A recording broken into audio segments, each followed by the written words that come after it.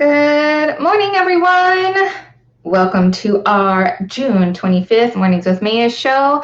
I'm Yvonne Ashton, Director of Marketing here at Mayesh, and I'm super excited about today's show because I have a very special co-host. Shean Strong, our 2019 Mayesh Design Star, will be here. I'm just going to give everyone a few minutes to come on in, get settled, and then we will get started with the show. Sound good? Woo-woo. All right, guys. As we are getting started, say good morning. Let me know where you are from. Good morning, Huntress Florals. Thank you for always being here. We really, really appreciate it, especially me. And if you have questions as we're talking, be sure you add them in the comments. Do not be afraid to get involved in the conversation. That's like my favorite part when I close down this. It's not just my favorite part, but I do love looking at all the comments as a whole after the show and seeing. Usually we're like over 100, which is amazing. I love it. Very engaging, interactive, and that's what this is all about. Good morning, Andrea. How are you? The other thing I wanted to mention is if you aren't able to stay for the whole show or you're missing the show, don't worry. You can catch the replay and our podcast on YouTube and also on our blog. So YouTube will have a video replay. Obviously, you can catch the replay on Facebook is pretty much as soon as the show is done live. And then we always have a podcast available. It takes me a couple of days to get that done, but it is there for you so that way you can listen and work or work out or whatever you got going on, drive, and you still can get all of this great content. Good morning, Carol. Hi, Lynn. How are you? The other things that I wanted to mention are about our Mayesh Design Star Workshop Tour. And that is with, of course, Shean Strong. We have our upcoming masterclass in Austin in August 12th and 13th. And then we're going to be hitting up Columbus, Ohio with an all levels class November 11th and 12th. So if you have any questions about that, let me know and let me post the link for you so that way after the show you can grab some more information if you're interested in. But like I said, I'm always available to answer any questions that you may have. Good morning, Gina from Denver, Colorado. Hi, guys. Okay, so the other thing I wanted to bring up is our Mayesh Design Star, Mayesh International 2020 workshop in the Netherlands. We are planning that now. Super, super excited. And we have a wait list, guys. The tickets aren't for sale yet. We're working on that. Because we're working on a new website, which I will talk about in a second.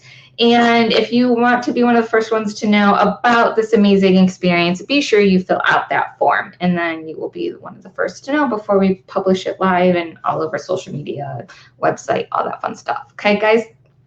And then last but not least, our new website is coming up, and I'm really, really stoked about it. I've been talking about it all morning because I've been doing some live pre-shows and things like that, and it is just going to be amazing. It's a new e-commerce. It's all wrapped into our Mayesh.com domain, which I'm very excited about for analytics and things like that. Huntress World says, you're busy. Yes, we are busy. It's been an amazing summer so far, and so in about a couple of weeks, we are going to be launching our new website. So be sure you stay tuned for that because you're not going to want to miss it. We're going to have a new updated flower library with more information and data that's going to really help answer those questions that you have about products. And then we also have a brand new tool that we're going to be launching that helps you plan your flowers that you need and figure out how many stems and be able to request a quote very easily. So e-commerce, flower library, this new tool that we're launching, and then we have a bunch of other things that are coming up too behind it. So there's a lot of things in the work. We have some really big plans for all of our e-commerce stuff, and I'm really excited to share that with you guys and hopefully make your lives easier in your flower purchasing planning part of your business. And before I bring on Shean, I want to make sure that you mark your calendars for July 16th. I'm going to be having Ryan O'Neill on from Curate, and we're going to be discussing how to streamline your business using technology. I get a lot of questions about this kind of stuff, and I think they're really great, very important things, And so we're going to be talking about websites and CRM and, software like Curate that helps you with the event side of your business, and payments and proposals and all of that. So it's going to be a really great show. Super excited about that. So be sure you stay tuned and mark your calendars. In the meantime, if you aren't already getting our emails, be sure you subscribe to our Mayesh newsletters and emails and marketing information, because that way you won't miss anything. And that is it. So we're going to get started. Let me bring on Sean. Good morning, Sean. Good morning. How are you, Yvonne? I am good. Thank you for joining me and being my co-host today. This is so exciting. Thank you for having me. I'm very excited. Thank you for having me. Awesome. So before we get started, do you want to share a little bit what you've been up to? I feel like you've been a busy bee yourself. Oh, it's been crazy. So the Mayesh Design Star workshops have been amazing. So super pumped about those. We had the one in January in San Diego. Then we had the one this past, I think it was like 3 weeks ago in Nashville. Yes. And then we have the one coming up in Austin. So that's been a lot of fun, just trying to manage that between all these workshops and all these weddings and my own personal workshops and all these different courses and stuff that are going on. It's been kind of a crazy whirlwind of fun, but it's totally been enjoyable. It's been a lot of work, but it's been fun. So yeah. And don't forget to throw in the video shoots once in a while. Oh, yeah. Thank you. Like, literally so much that I've been forgetting about. Yeah. So we just launched, or we just did the videos for July, August, September. Yeah. And so we just did those. So those are going to be, I guess the July one will be launching in just like 5-6 days, something like that. Which I'm really, really, really pumped for that one. It's something out of my wheelhouse, but it turned out beautiful. So I cannot wait for everyone to see kind of the hard work that, Shauna did with photography and Justin did with the videography, and then I did with all the flowers. So it's going to be great. Yes, ma'am. Super exciting. Good stuff. Yes. Right, so we have a lot of questions to get through. So let's get started. Our first one is from Lynn. She says, seems like every time I try to work with vines of some sort, they end up wilting before the end of the event unless I tube them. I don't use ivy, but jasmine, smilax, honeysuckle, etc. Do you have any tips or tricks for Lynn? Yeah, so we love jasmine because it has those beautiful long tendrils and it kind of elongates your arrangement, and we love adding in those kind of textures. And I think it's so wonderful, like whenever you can accentuate something like that by adding in a type of ivy or a smilax or something. But it's also really important the way you guys process those. You want to make sure that as soon as you get them, you want to put them in water immediately. We want to, even sometimes whenever I'm processing my flowers, I just go ahead and put them in water. That way they're kind of drinking, right then and there. And then I start processing. And when I start doing that, I want to take all the leaves off, from the very bottom. That way there's no bacteria that's going to get up into those stems. So I like to keep those in a cool, kind of like dark place. I don't want the sun to get to those. I kind of want to keep them, very cool in a temperature that's going to be, I don't use an air conditioning, like an air conditioning unit. So if I'm able to do it and keep them good to go, I think you guys are able to do it as well. But just making sure that you're trimming off those leaves as much as possible on the very bottom part, just because that's going to be the thing that's going to really kind of affect, the health of the flower.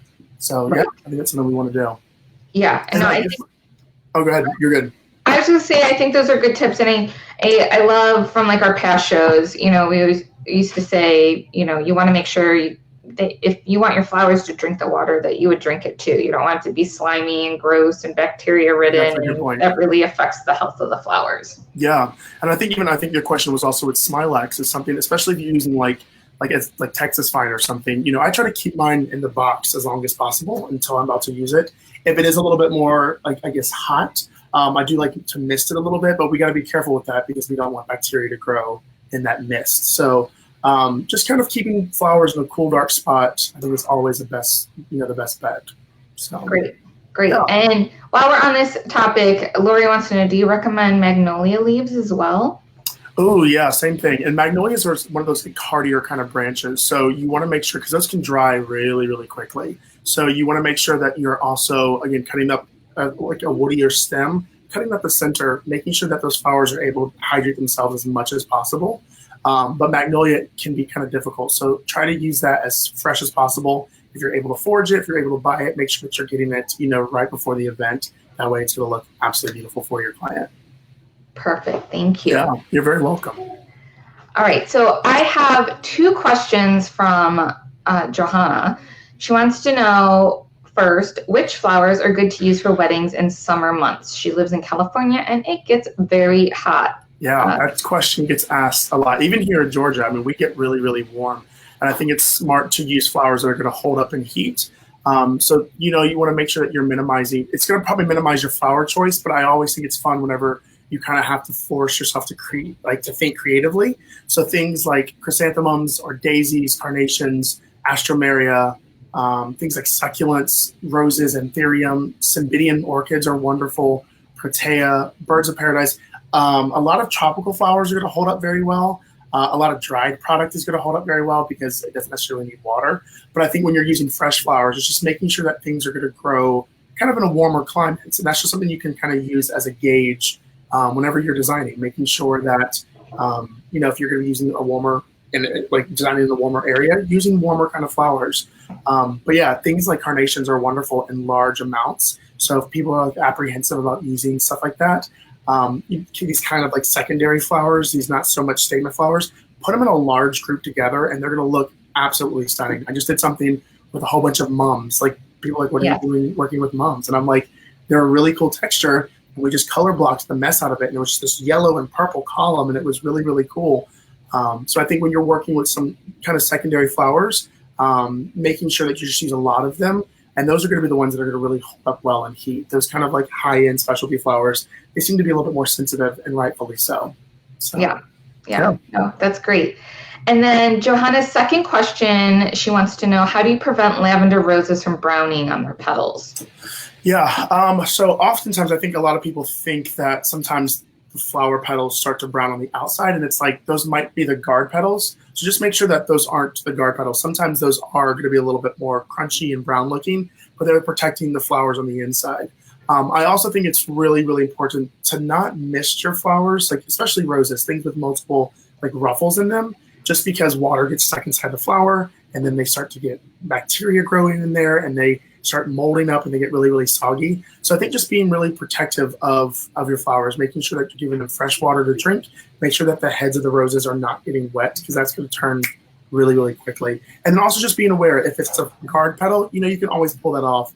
And if sometimes your flower petals are a little crazy, you can always reflex them a little bit just to kind of cover up the underneath to make sure that it looks as beautiful, and wonderful for your client as possible. Yeah, great. Oh, great. Thank you. These questions are good. Right? Aren't they good? And we have some more people turning in. I wanted to say hi to Christina. And Christina, I'm going to be talking about you like at the end of the show. So stay on. Good morning, Penny. She's always here. I love her. And Lori is saying, nice to everything that you're saying. Oh, well, thank you so much, Lori. I appreciate it. Look, I always love it whenever I get validated from other florists. Like, okay, he knows what he's talking about. I'm like, all right, good. It makes me breathe a little easier. Oh, well, if you want validation, here you go. Christina, Sean, why are you so amazing? Oh, thank you so much, Christina. You're so sweet. She is. I love her. All right. So June had a very similar question about the whole outdoor summer wedding flower thing. Yeah. And so she says, we're in Houston, which means we're already hitting temperatures in the 90s. I feel you, Joyce. I feel you. Yesterday felt like it was like 200 degrees outside. The event is at 6:30 p.m. And by that time, the area will be mostly shaded, but still some sun is hitting a few of the tables. What flowers will hold up best in our wonderfully humid, hot weather? Yeah, so I think the same thing is like the ones that I mentioned. Carnations are wonderful. Chrysanthemums are great. Succulents, you can work with a lot of dry flowers. Standard roses are pretty good whenever you're working in the heat. They're not going to wilt too quickly, especially if they have a water source. Making sure you're cutting at a really, really sharp angle so they can get as much water and protect themselves as possible. I also think it's nice to add in if you're doing like a type of green, because I think people always think about the flowers and don't necessarily think about the greenery that they're using. But things like honeysuckle or smilax, salal, like eucalyptus, those things are going to hold up pretty well. Those hardier kind of like that's like woody kind of greens, those kind of like shiny kind of greens, those are going to have a little bit more protectiveness, I guess, to the flower and to the plant. So you're able to use those as well. But yeah, I think just working and making sure that you're kind of being aware of how the flower grows. If they're going to grow in a more tropical environment, they're probably going to be able to withstand a little more heat. Good answer. Thank you.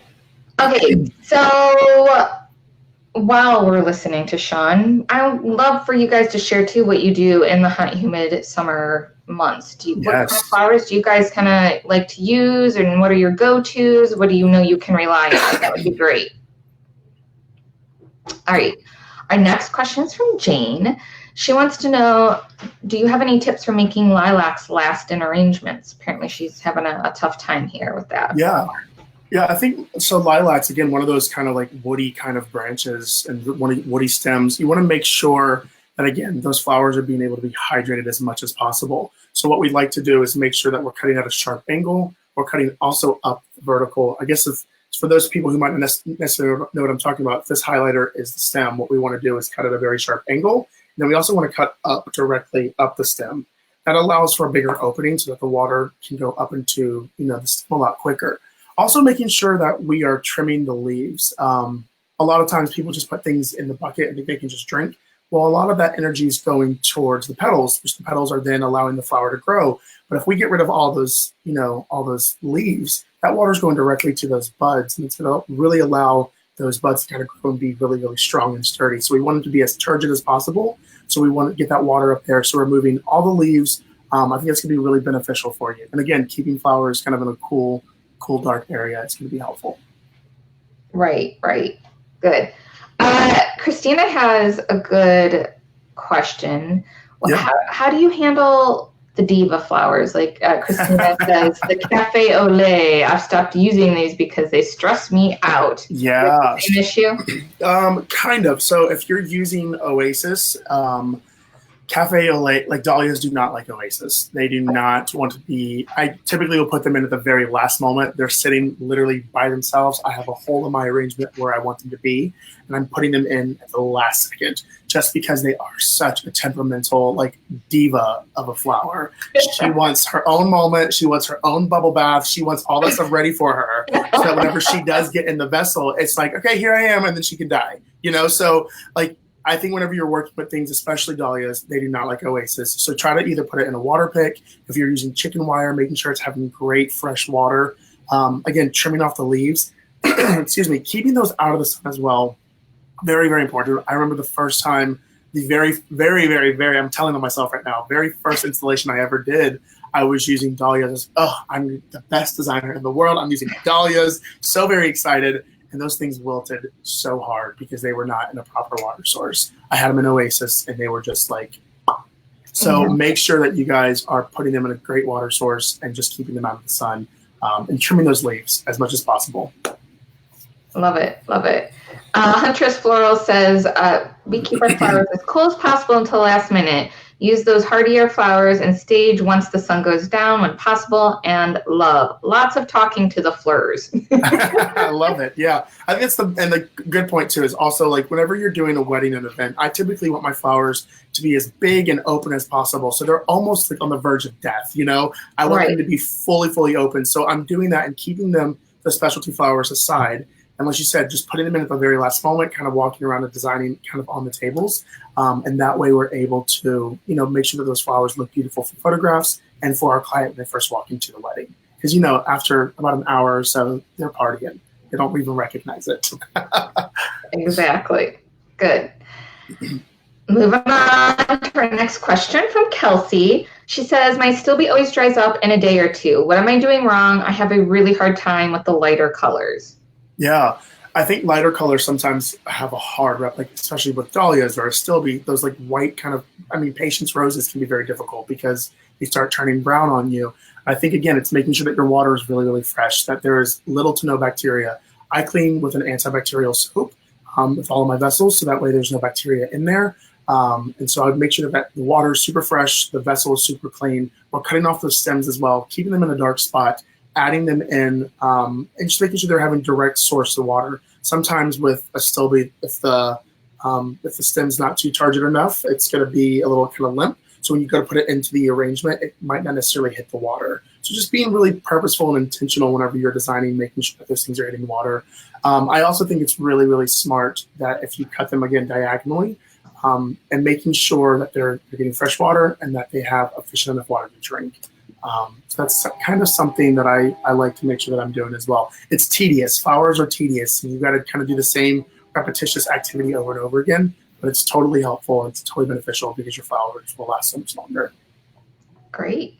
Yeah. Erica says, hey, y'all from Charlotte, North Carolina. Hi, Hello, Erica.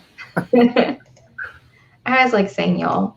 It's fun. Okay. Dawn wants to know, what should we do to keep our spray roses from blowing so fast? Why do white roses blow so fast? Yeah, I wish I knew the science behind why the white roses specifically decide to blow. I don't understand it. The white flowers, they're just like paying us back for all the times that we're using them for everything. So I don't know why they decide to explode open faster, but I know that you can use like petal proof to kind of keep those spray underneath the bottoms of the roses, and it just kind of keeps them a little bit more secure. And again, I think keeping flowers in a cool spot. The first time that I was working with garden roses, I kind of kept them out in the sun, and they blew open, and they were just like trying to they were just trying to breathe because they had so much room, and so the petals were falling. So I think keeping them in a cooler spot is definitely going to be beneficial as well. And also, don't cut the thorns off of. I don't cut the thorns off of my roses just because it creates openings for bacteria to kind of grow in, which again affects the life of the flower. So when I'm processing, I typically just will cut the leaves off. Especially like my garden roses, I do not cut the thorns off at all until I'm about to put them in. But we want to make sure that we're keeping the flower as preserved as possible. And if we're not keeping those openings kind of through those those I guess they're thorns. I kept saying horns. Those thorns, then that's going to help protect the life of the flower. So right. Yeah, I think that's something that we can all kind of work on.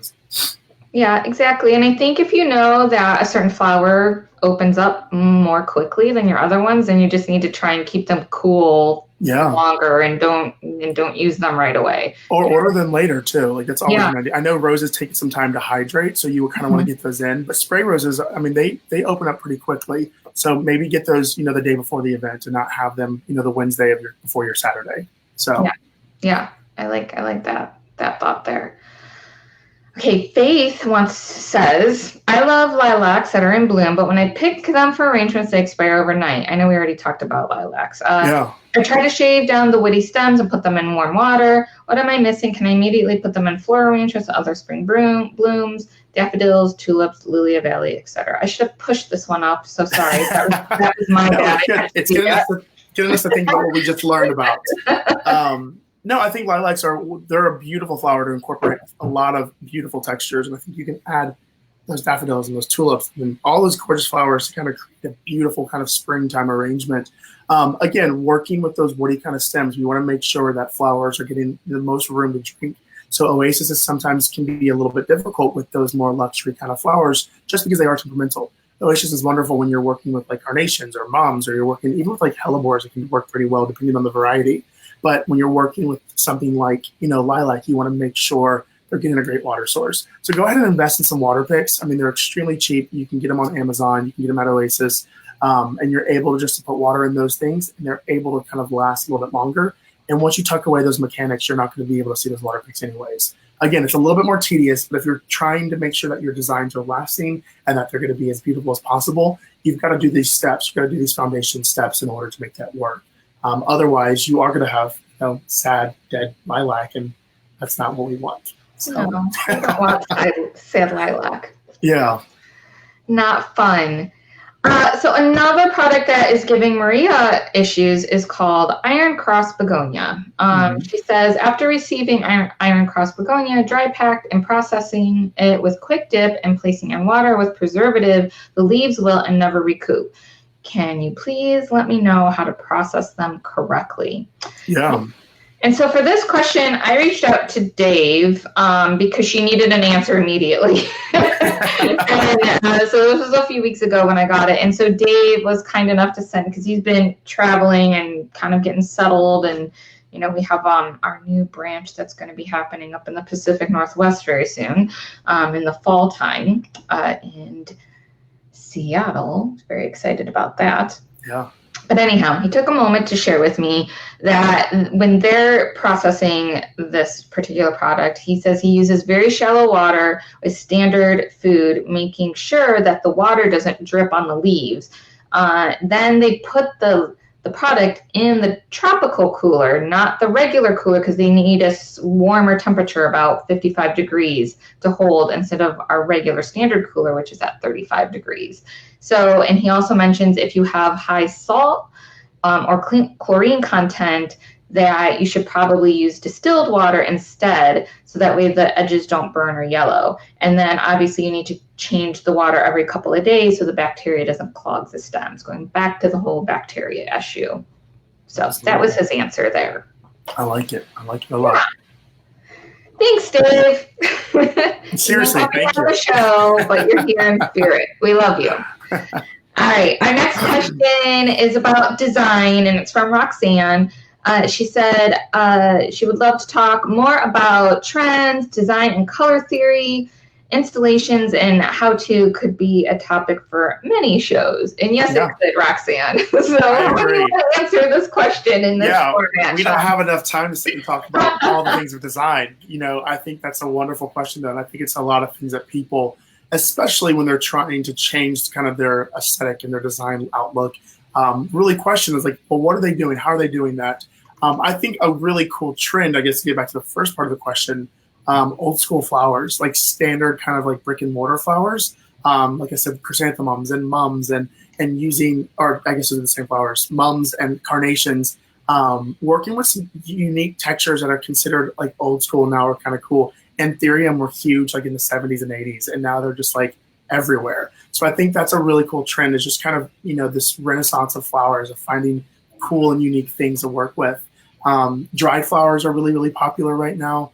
Lots of beautiful dried product from Mayesh, working with dyed flowers and sprayed flowers as well. And those really can help define the shape, you know. So if you're working with something like, I don't know, like one of those, what is it, the palm fans, you know, it's such a linear shape. So adding something softer to that is really going to accentuate that line.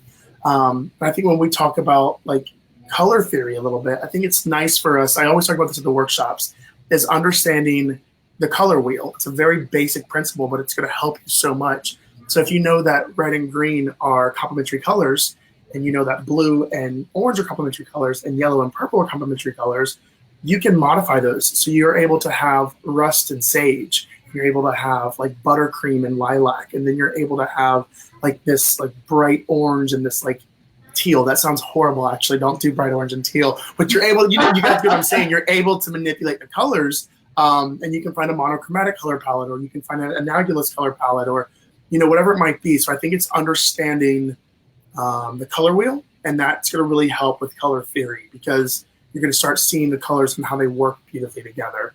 You're going to think like purple and yellow are not going to go together, but in nature, you see a lot of the times, you know, dahlias, for instance, they have beautiful purple petals. They also have like a really pretty, like kind of, you know, citron colored center. So you're able to kind of play off the colors that you see in nature. But that's a little bit about color theory. And then installations, we can go on 100 days about different, you know, mechanics and techniques. So we'll have to do that maybe for another show. And we can kind of go into a little bit more detail, all that kind of stuff. Yeah, and in the meantime, I actually have a link here that I'm going to share and post for your installation video that we did. Thank you so much. I so appreciate it. Yeah. So if you guys are looking for some installation tips and tricks, be sure you check out this video, because it turned out beautifully too. Thank you. I appreciate that, Yvonne. Thank you so much. Love it. And then, you know, she's talking about installs and arches. We have arch videos too. So, you know, you can head over to our blog or even to YouTube if you're just looking for only videos. We have, I know Kaylee did an arch video that I pretty much went viral. Like, got picked up. It's beautiful. Beautiful. And Christy's done one. I feel like we've done arches almost every year. So yeah, just check those out. They're beautiful, and they have really good tips and tricks there. Absolutely. All right, moving on. Oh, before I move on, I got to give a shout out, because this made me giggle a little bit. But I just want to say hi to Ronnie. He's a virgin. Mornings with Mayesh virgin. So welcome, and I love Key West gourmet nibbles and flowers. Thank you. So thank you for joining us. Yes, thank you. Thank you. All right, so from Sophie, she says, how do you store your boutonnieres for a wedding? I've heard you can wrap them up in tissue paper and spray them with water. Also, any ideas on how to present boutonnieres on the day? Yeah, this is a great question. And this is something I learned from a floral friend of mine that they take a little piece of oasis and they'll soak it in water, and they literally just making little tiny bouquets, and they're just kind of like sticking them in the oasis. And so that's a great way to transport them. I either use those or I'll use like a little like a vase like this and just kind of keep them in there. And that way I have a big carrying case. I'm able to just kind of put them in something like this with a small little opening right there. That way they're not falling through and going all over the place. So that's wonderful and doesn't get the ribbon wet. But those are two of the methods I like to use. Use a little oasis block and just kind of make little small, little bouquets on top of them, which is wonderful. And then I guess presenting them, I like to use, you guys know that like crinkle paper, that, I'm talking about, like that tissue kind of stuff. I just do like a brown box, and I just have them kind of placed out. Sometimes if, for a little bit more of an elaborate kind of wedding, we'll have a whole display and I'll put them on a bed of like sheet moss, or we'll do some flower petals around them, just depending on the design and the style of the wedding. But typically if we're just kind of doing kind of like a standard, I don't want to say standard in the bad way, that sounds so horrible, but if we're doing, just one of our weddings that's not going to be a lavish much kind of wedding, we'll just make sure it's presented very well in some crinkle paper, and it's done really, purposefully and intense, looks beautiful for our client. So yeah, those are great questions. I like that because no one ever asks about boutonnieres, and it's like, that's such an important part of the wedding. Like no one, they're like kind of secondary, but they're so a part of it, Yeah. So. Yeah. No, that's great. I just saw someone like create like almost like a presentation box. They posted it on one of the Facebook groups. Yeah. And with I think like the crinkle type of paper, and it's all laid out, and then there's a little lid and like names and just something that looks cute. I mean, even a nice little just beautiful platter. You guys can honestly go to Goodwill and find a beautiful silver tray for like $3, and it photographs beautifully. So using something like that, putting them all around it. Just again, presentation is everything. Doesn't mean you have to spend a lot of money to do it, but as long as it just looks like it's supposed to be there and it looks purposeful, I think that's just kind of helps make the design kind of a little bit more. People freak out about that kind of stuff. They love it. Yeah, it's fun. Good stuff. All right, so from Camilio, I might be saying that wrong, so sorry. I'm interested in knowing techniques to making their beautiful floral arrangements.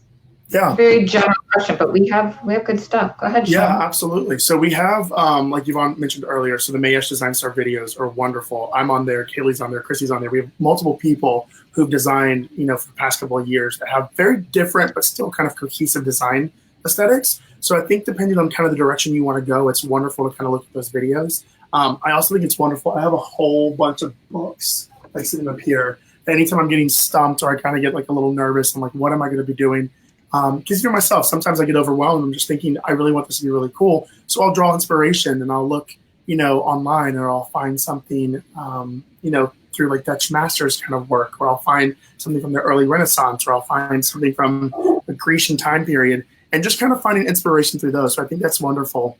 And also Instagram, social media is a huge platform. There are plenty of people for you guys to be able to follow and look at and just kind of mimic their designs. And I encourage you guys to go and buy some cheap flowers and just practice with the shape, practice with how things are starting to look and how things are creating depth and beautiful lines for you to follow. But yeah, that's, I guess, my tips. I guess YouTube videos are wonderful, books, and then also just practice, because that's really what's going to make or break the whole entire, I guess, the design is knowing what you're doing and how to design with the flowers. Good stuff. Yeah. My puppy is barking at something outside right now, so sorry. I'm going to try and mute myself as much as possible. But I did post our YouTube link in the comments, so you guys can check that out. And yeah, we have tons of videos. I was trying to look and find the last count, but it's a lot. We've been at this for many, many years, maybe 8 years, 9 years. I don't know. It's been a while though, guys. So we have quite an extensive library of design videos. Absolutely. And even some of our older ones, like for example, I have a bouquet that Mandy did, and she was our very first Mayesh Design Store. So Mandy Majeric created this beautiful cascading bouquet, and it still is in like our top video list pretty much every month. So it's still relevant, it's beautiful, and yeah, you can just take things and use it and tweak it and evolve. Also, Yvonne, there's a lot. I mean, even if you guys follow along on my Instagram channel, you'll see that I do a lot of behind the scenes tutorials on stuff like that. If I'm just designing something, there are a lot of designers who do that on Instagram. It's a massive platform. I don't see it as much on Facebook because I just feel like the convenience of doing it on Instagram is so wonderful. So there's a lot of people who are constantly doing live videos or they're doing tutorials. I know that I do them often. So you guys are more than welcome to follow along and see those kind of things as well. Because again, there's so many amazing designers who are willing to share what they do and how they do it. Yeah, yeah. And I love that. I love that about our industry. Yeah. All right. So our next question is from Shauna. She says, as an inspiring floral designer who's just getting started with limited funds, how do you suggest one build their portfolio when access to purchase flowers on a small budget seems difficult? And by small budget, I mean $50. Yeah, that's hard. That's difficult because, you want to be making money at this. And I'm all about being profitable and making sure that you are, supporting yourself and supporting your business. But, there is a time period where you are starting out and you're not going to be booking, a $100,000 wedding. You're not going to be booking these, whatever it might be. So I think it's really important to either invest personally and make something absolutely amazing and have one amazing photo. You can go to my website right now and there's probably like 3 bouquets on my whole entire, website. There's not a lot of content there. And it's when I first started off, I had one picture of one really good bouquet that I loved. And that's what people saw and they recognized, oh, that's a cool design. I want that. So I think even with $50, if that's what your client's paying you, don't make any money off of that because it's almost impossible to make money off of a $50 bouquet, especially if you're trying to make it look luxurious. So go ahead and invest, $50, all that $50 into that bouquet and then make something absolutely beautiful and make sure that you have a pretty good photographer. And just circulate that photo as much as you can. You can use it on Pinterest, you can use it on Instagram, on your website. Let people recognize that beautiful work with your name. And then from there, it just starts growing. And that's whenever you're going to be able to have a client who's like, yeah, I have $400 for a bouquet. I want to be able to do this. And you're like, oh, cool. If I can make something beautiful with $50, I can pay myself $100, and then do a $300 bouquet and make it even bigger. So I think it just really depends on kind of where you are at personally in your finances, if you're able to invest a little bit more into your own business. And then just making sure that you guys are kind of, it sounds backwards, it sounds a little bit crazy, but that's what worked for me. My first wedding, I took literally all the money and I put it into the wedding. I didn't make anything off of it. And it was a wonderful investment because I booked 2 weddings at my very first wedding and I had no idea what I was doing. So if I'm able to do that, you guys are able to do it as well. But do that one really good picture, and then make sure that it's just kind of circulating everywhere. Yeah, and you can start charging what you want. That's when you're able to say, yeah, that actually was, $500. And they're like, oh yeah, I can do that. So you're good to go. Yeah, no, I think that's great advice. And I think in terms of, if you can't find a photographer to, take a picture or you don't know anyone because you are just getting started, it's just, working on your own photography skills. The phones these days take really great photos if you know how to use the apps, and making sure that you are using natural light and you have just a nice simple background, nothing crazy, and then you would have it. So some of my favorite pictures are just plain backgrounds, nothing, but it's the focus on the beautiful whatever has been created. Yeah. So, downstairs in my garage, I just have literally, it's just a canvas backdrop. Yeah. And I'll put picture. That's where I'll take a picture of my flowers. And it's wonderful because it's simple and the focus is on the flowers. So yeah, you guys are able to do that. Find a white wall, find a gray wall, and then take a picture of it and you're good to go. Yeah, exactly. I have a couple more questions, but before I get to that, let me look through our comments because I see some a few here. Okay, so this first one is from Lauren. She says, "Hi, Sean, another Atlanta designer. Hey, when designing large and tall arrangements, I prefer to design on site. However, venues sometimes don't have the space or time to allow it. How do you deal with transportation of larger arrangements, and also how do you deal with short setup times for certain venues?" Stressful. Yeah, Lauren, I want to know what venues you're working at that's not allowing that, the space, because there's always some space, even if you need to make sure that you're doing it in your van or something, or, outside the venue, someplace you can find a little nook to kind of create something. I know on wedding setup days, everyone's running around like a crazy person. So typically what I do is me and my team will unload all of our flowers in a corner, and that is our designated corner. So we're in there regardless. So that's a wonderful way to kind of bypass if they're saying like you can't do it on site. I don't know why they want you to do that. But again, make sure you follow the rules, what the venue says. But if you're transporting things, I use a big old like cargo. What are they like a cargo van? Yeah, that's what I couldn't remember the word. Big cargo van. You can strap those guys down with some zip ties. I wouldn't put the delicate flowers in there. I kind of build out the structure, and that way, whenever I am on site, I'm able to just kind of plug in those beautiful small delicate flowers. But I think that's kind of the best way that I transport things. But typically, I mean, honestly, 99.90% of the time, I'm doing stuff on site, and I've not had an issue with that. So I think it's just also communicating with your vendors, letting them know like, hey, we've got to do this on site.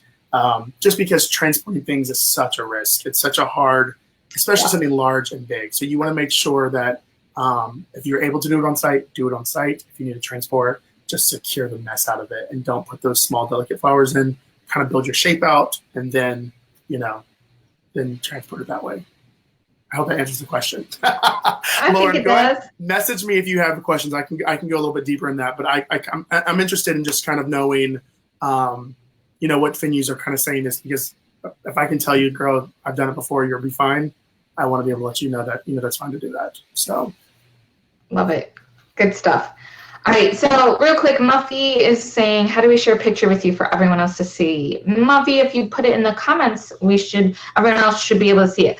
I might not necessarily see it right now because I'm in my whole Be Live studio, but I'll see it afterwards and everyone else will be able to see it. So go ahead and post it there. Let's see. Elizabeth says flower tubes are great for boutonniere. That's smart. That's really smart. Yeah. And I'm going through.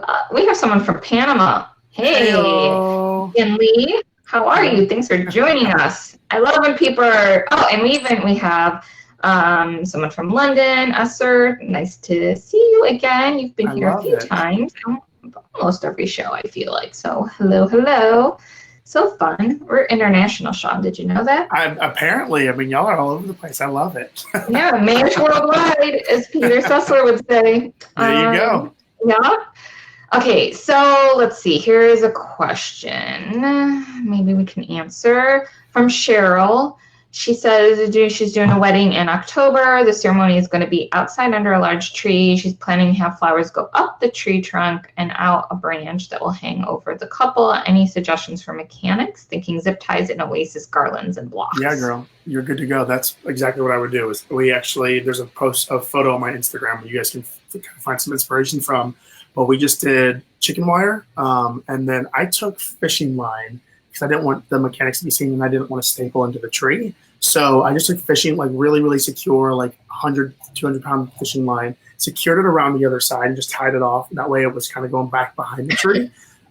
Used my chicken wire, used my oasis box, used water picks, all that kind of fun stuff, and just built it up. But yeah, that's wonderful. Literally, I can do anything you want with some zip ties and some chicken wire and fishing line. If I have those three things, any installation is possible. So I think that those are you're right on the right track with that. Zip ties are wonderful. Oasis box will be helpful. If you're trying to go foam free, you can use water picks as well.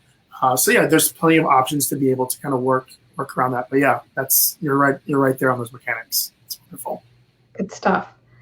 I just wanted to read this because Renee's helping out Lauren.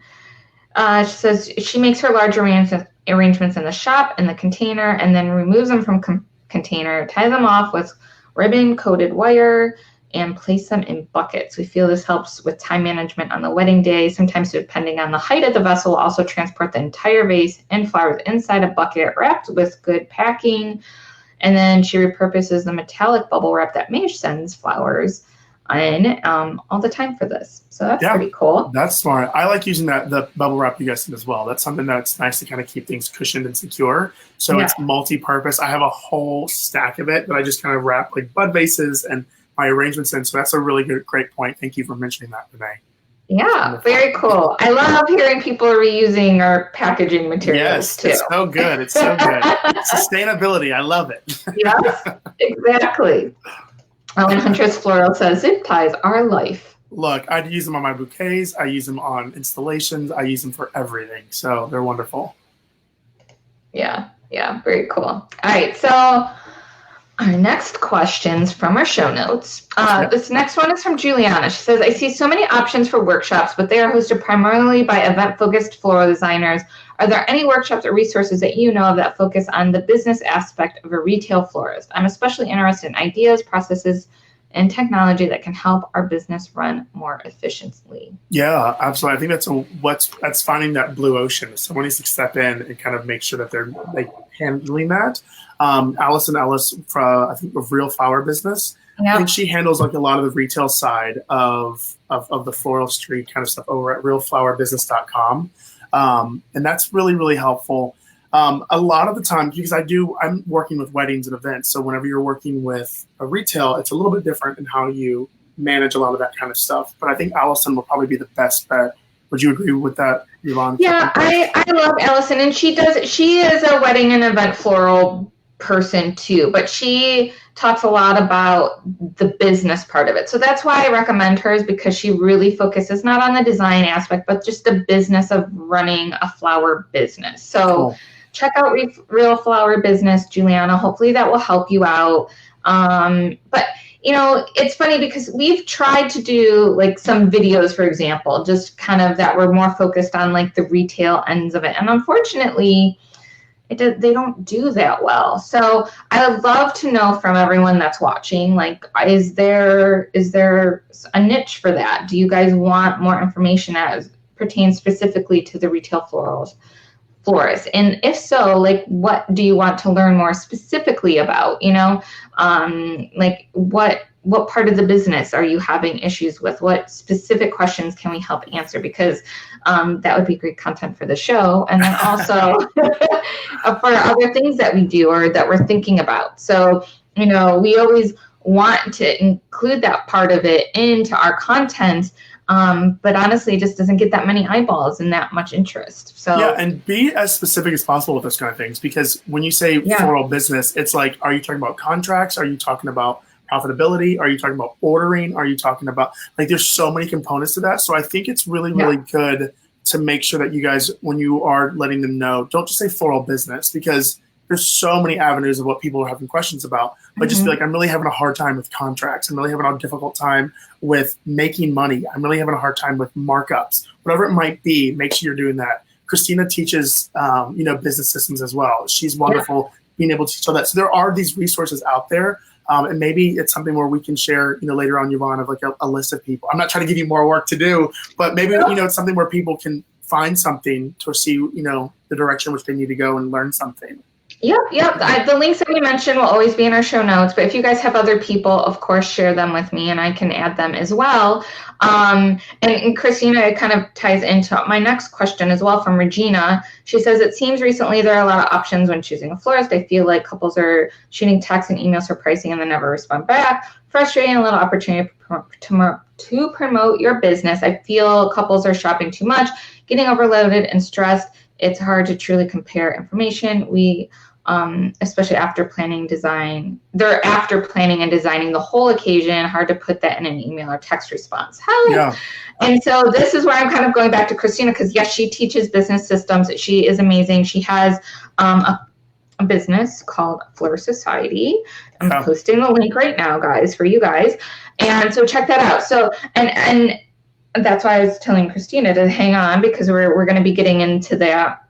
But back, I think it might have been one of the first kind of shows that she's been, because Christina's been on Mornings with Mayesh, and she spoke to this topic specifically and really was stressing the importance of having kind of like a push, like when you're presenting your business, your proposal to your client, you want something to like be like, okay, you do this and now you sign, now you're going to get this, it could be something small. It could, it doesn't need to be anything big, but just to give that incentive for people to be like, okay, we're going with you. We believe in you. We want this to happen. And then she also has like a whole kind of email automated flow, if you will, of things that go out to people. So that way, again, it's kind of selling that and kind of following up. And Christina just pointed, like she's on here. So she said she has like, systems for email marketing and streamlining, automating, scaling, profit margins, so many. And so she is a great expert to reach out on this type of topic too. And Sean, I don't know if you wanted to riff off of that and share anything that you might. Yeah, for sure. So I do offer I do phone consultations with clients all the time. I like to do FaceTime consultations or Skype consultations because it's nice to be able to feel a little bit more connected to the person. But that's something that you guys are able to schedule. If you go to my Instagram page and look under where it says book, you can schedule a time and we just sit and we'll talk about where you're at in your business. I talk about the process that I do and how to create a level of profitability, making sure that you guys are accounting for every little thing that you're doing. And it's really been beneficial. We've had a couple people in this past 2 weeks who've signed up. It's like an hour to an hour and a half conversation. And it just changes the way they perceive things. And that's what I like. It's like, oh my gosh, that makes so much sense. And I love that because the last thing I want you guys to be worried about is like, am I going to be making money off of this wedding? Am I going to be doing what am I doing here? That hinders the design process. So if you have a really good system in place, if you know what you can send them, what you can't send them, what proposal you're able to give, what design board you're able to get, all that kind of stuff, if you kind of have that in place, it really allows you to be creative and do what you want to do because we all hate the business part of it all. It's the mundane, it's the evil necessary. But yeah, so if you guys are interested in that, go to my Instagram @Shean Strong. You can press book, and then you can schedule a time that we can sit and talk for about an hour and a half. And I answer all your questions and I tell you how I do my process as well. So, right. And I think that part's so important too, because I feel like when you're booking, especially event and wedding clients, it's really about making them fall in love with you, True, absolutely. No, for real. And that's because we're all selling the same product. We are all selling the same exact thing. At the end of the day, I truly 100% believe you get the clients that you're supposed to have. And they're gonna hire you because they trust you. They feel invested in you. Everyone's work is beautiful. Everyone's work has its own little design aesthetic.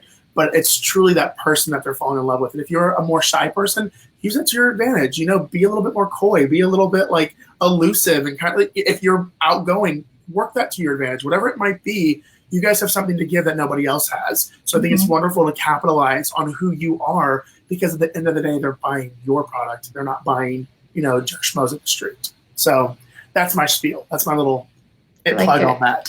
There we go. And Huntress Florals. 3 100s for that. I love that. It's a good way to kind of wrap that show, I think. Absolutely. And so those are the questions, Sean. That's the end of our June 25th show. And I wanted to thank you for coming on. I hope it was fun. Thank you for having me. Yes, it was. It was. Absolutely. Ladies and gentlemen, you guys are welcome to follow along. If you guys have any questions, feel free to direct message me.